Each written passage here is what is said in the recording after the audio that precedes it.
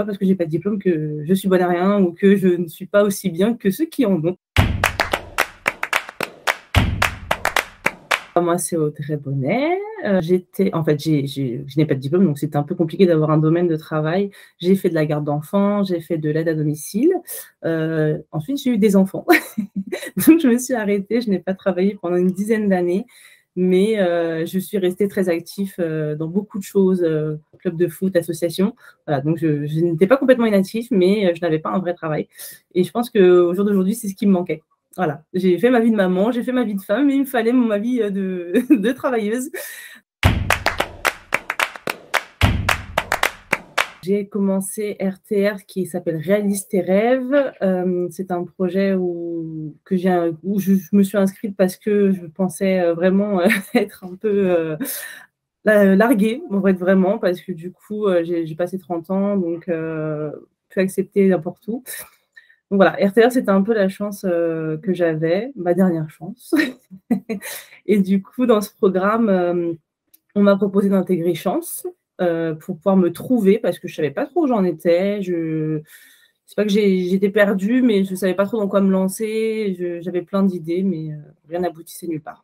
Donc voilà, donc j'ai fait Chance et ma coach Sandrine Herbon, qui est vraiment magnifique, m'a vraiment beaucoup, beaucoup aidée. Elle m'a fait travailler sur moi parce que j'avais très, très peu de confiance.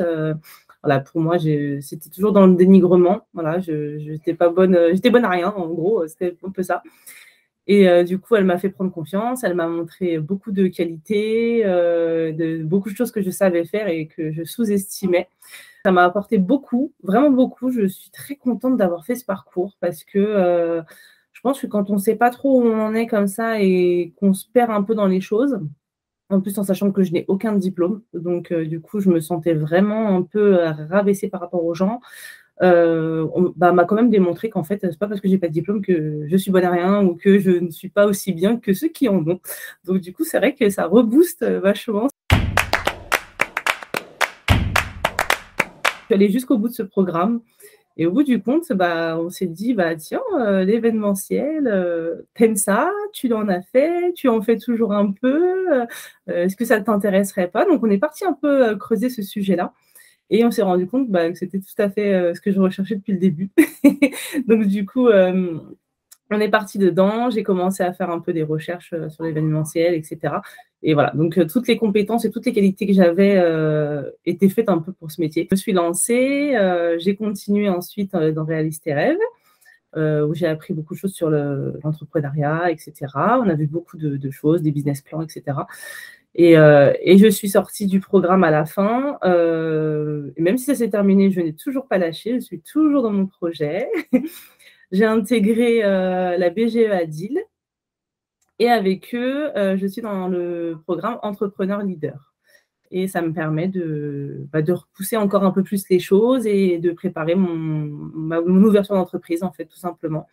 Si tout se passe bien, qui devrait s'ouvrir en mai ou juin 2023. C'est un programme qui m'a été conseillé par Pôle emploi, en fait. Et en fait, c'est un peu une structure comme, un peu comme RTR et tout ça, en fait. Sauf que du coup, eux, ils sont ciblés sur des choses précises. On a un conseiller qui est là, qui nous suit, et tous les mois, on fait un rendez-vous. Et puis, si on n'arrive pas à faire certaines choses, il nous aide. Il me donne des consignes et après, moi, je les mets en application. En fait, c'est ça. Et en fait, il m'aide à trouver si j'ai besoin d'une formation, par exemple, je sais pas, en comptabilité ou en marketing digital, des choses comme ça. Voilà, tout ce qui peut aller à mon projet, il m'aide à le trouver. L'événementiel, pour moi, ça serait plus... alors, ce serait de l'événementiel éco-responsable déjà, parce que voilà, ce soit respectueux de la planète.